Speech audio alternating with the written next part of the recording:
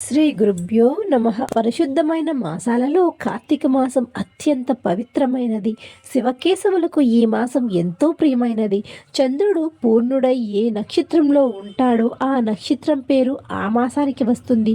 కృత్తికా నక్షత్రంలో చంద్రుడు పూర్ణుడై సంచరించడంతో ఈ మాసం కార్తీక మాసంగా పిలువబడింది. ఈ నెలలో దేశవ్యాప్తంగా ఉన్న ఆలయాలలో రుద్రాభిషేకాలు, లక్ష బిల్వార్చనలు, రుద్ర పూజలు విశేషంగా జరుపుతారు. దక్షిణాయనం ప్రారంభమవ్వడం నుండి ఈ కాలాన్ని పుణ్యకాలం అంటారు. ఈ మాసంలో ప్రత్యేకమైన పండుగలు, ముఖ్యంగా కార్తీక మాసం మరింత ప్రముఖంగా ఉంటుంది.